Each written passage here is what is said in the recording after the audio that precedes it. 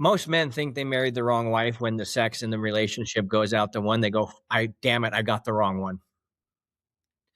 And that would be the biggest lie ever because you didn't get the wrong one. You're showing up in the wrong way to the one you have. That's what I learned when my wife left.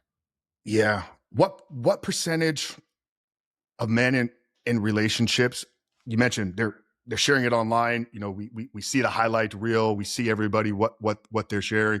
What percentage behind closed doors are struggling and are disconnected? This last statistic I heard, which shocked the shit out of me, shouldn't have and now doesn't. 87% of men, that's basically 9 out of 10 dudes, are not happy with the quantity or quality of sex inside the marriage. And if a man is not getting laid from a woman, his wife, that actually wants to be there and is enthusiastic about it, something sinks in the soul of a man when that happens. And that's happening on a it's more normal than anything. It's why we have the honeymoon phase in the cultural zeitgeist. Everybody's heard of it, so we just assume it's normal. It's actually abnormal. It is common, but it's an abnormality to what actually should be happening in love. Yeah, I think and I love that you did it. You called the men out that instead of pointing the finger that you married the wrong one, point those three back at you and say you're showing up as the wrong person. I think what happens when a man starts to not show up as the person he was in the beginning, the woman, the wife begins to lose the attraction to him. It's like, I was sold one reality and here I'm getting something different. I'm no longer attracted to the person that you're presenting yourself. What's the hard truth about attraction that maybe most men aren't willing to admit? It's a hard truth to admit because it's going to put a lot of responsibility on him, but it's not a hard truth when the truth is you have to admit that you are the reason for this. Like, listen, either you're attractive or you're not. She was attracted to you in the beginning, and she acted like a crazy animal in the sack in the beginning, and she actually acted like the women that now you're watching in videos beating off to what you're wishing your wife acted like the ladies in the videos that you're secretly beating off to. That woman who she used to be, you either stopped doing attractive things or you started doing unattractive things. And for me and the guys that I've coached, both. So my wife married me at 185 pounds of tiger meat wrapped in barbed wire. When she left me, I was 245 pounds of polar bear pudge. Bait and fucking switch. And I'm like, why won't you have sex with me? I remember crying in the closet one night. I'm like, I don't understand why you don't want me with my shirt off. And I should have looked down. I'm like, who fucking wants that? That is the hard truth. It's like, can you look in the mirror and go, am I actually attractive? Meaning, and it's not just abs and biceps. I've had fucking CrossFit winners come through our program. I've had NFL stars come through my program. It's not about the abs and biceps. It's about they're no longer attracted to the soul that made them feel light and fun and airy and protected and safe. So she's just not leaning into you no longer in the lean. Now, that's on you until it isn't. If you can 100% show verifiable proof step by step, I am the most attractive version of me. And there's signs that you'll know that you are this thing. And we can go through them. And if you don't have them, then you aren't attractive. Guess what? You are her type. She liked you in the beginning. We just got to figure out what the fuck you did wrong. Where did you go off? And then if you do become that thing again and she no longer likes you, then you have a different question that goes, hey, I like me. I'm metrically the most attractive version of me. I'm more fit. I'm more financially stable. I'm more fun. I'm more friendly. I'm more all these things. If I'm more of these things and she doesn't like me, now I have to say, well, do I want to be in this anymore? But that's not where the 87% are, bro. The 87% are like, they're fatter, they're less fit, they're less financially fit, they've neglected their woman. They're like, why are these leaves on the plant so fucking brown? It's like, you're the waterer. It's you.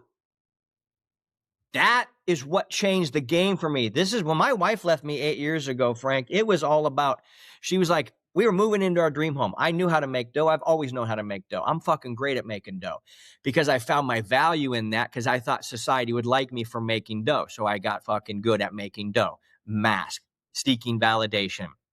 She's like, cool, you're good at we were moving into our dream home. And she's like, cool, I'll help you move in, but I'm not staying. So her and my 2-year-old daughter jumped in the U-Haul and they fucking left. That's when I realized this was giving me my second divorce. Fuck, I'm the problem. But almost simultaneously, it feels like simultaneous now, but in the moment it wasn't. It took some time. I realized, fuck, if I'm the problem, then I'm the solution. Oh shit. Dude, now all of this Keith going, calling out the guy, it sounds like he's being a dickhead. He doesn't know what he's talking about and he's just blaming the men. But if you would have known my wife, Keith, you would understand like, no. You want to be the problem or else you're not the fucking solution. If you are the problem, you're the solution. Now we have hope. Now we go, wait a second. Okay, I actually can build a really deeply connected and radically lust-filled sexual relationship with the women I used to have it with when you look in the mirror. That's why I go after the guys, because I know, being the dude that fucked it all up, oh shit, it's us. They're a mirror to us. That's the truth. You get me going a little crazy over here, Frank, and I like it, man. You get fired up, bro. No, I love this, man. We had a few years ago, we had a relationship coach on, Bodie Aldridge. He's based out of Australia, and a lot of his work was based on understanding masculine and feminine dynamics. And he painted this beautiful analogy and picture of what a relationship is supposed to be. And he uses a river as the example, as the analogy. And the two parts that make a river, because if it had these two, it'd be a different body of water, was the river bank. So the structure that moves the river down, and then the water, so the flowing of the water, right? And he talked about the masculine, the male's role in a relationship is to be the bank, to be the structure, the guide, the frame that moves something in a specific direction. And then the feminine, the woman's role is to be that water. It's that beautiful flowing water down the river bank. I think a lot of men aren't showing up as the bank. They're lacking that confidence, that aura, that structure. So a woman doesn't know what to do. There's nowhere for me to go. That creates chaos inside of a woman's head. And I think what you're speaking to runs in parallel with that. A man has to be confident. There's got to be an attraction that he feels from within about who he is that can step in and say, this is who I am. This is the dynamics within the relationship. This is where we're going. And then the woman can fall into her role of being that bank that's going to move it all together. Okay, so you asked me the hardest truth, I think, for a man. First of all, banging analogy. That I'm going to use that forever from now. That was a banging analogy. Secondly, yes, the answer is be more confident. Here is the second truth that I think men have a really hard time swallowing, but I think it's more the women that have a hard time. Most men have been learned how to become men by women. Mm-hmm. So they go, I need to step up being confident. How the fuck are you going to be confident that you're made to believe that for your wife to actually like you, you need to become her little Mr. Belvedere and her little butler and make sure that you're washing all the dishes and scurrying up, and like, what are we fucking talking about here? You should wash your dish because you're a human who takes responsibility for if you make a mess, you clean it the fuck up for no other reason. That's what we're talking. When I see the trash full, guess what? I grab it and I fucking take it out.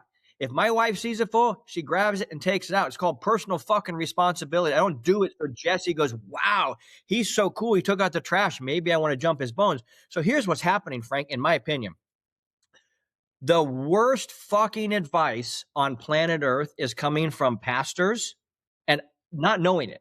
These guys don't even know it. I was one of them. I used to be a pastor of a church that I started with a friend of mine and then became the senior pastor of it, and have a deep heart for men in religious institutions. And it's this: they're getting the wrong advice that says, hey, do more dishes, do more around the house, try and do more so you can get this thing. And it only re-emphasizes and reinforces this, I got to do all this shit so I can get the treat and reward of sex, which is the mom matrix. Is I'm going to do things so my mommy pats me on the head and goes, here's a little gold star for your chart, little Johnny. That fucks up polarity altogether. So here's a couple of things that we learned.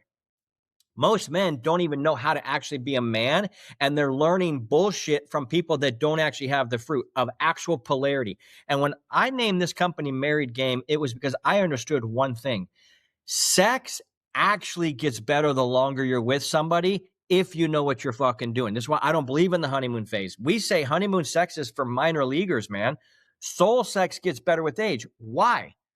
I know this woman more than I've ever known. We've been through history. We've been through experiences. She's seen me strive and fail. She's seen me strive and triumph, and the same. So when we're talking about sex, and I'm talking about the soul sex, where you literally believe that like your souls have unionized together and you are on a fucking rocket ship to Pleasure Town together, that's because, dude, all the masks are dropped, all the bullshit lies, all the I'm trying to get you to do something, manipulation, take our energy bullshit is gone. It's like we're here to give to one another, and it's a joy. Men don't know this because they don't have game, because they've been taught a bunch of bullshit from women that just don't know, period. They don't know.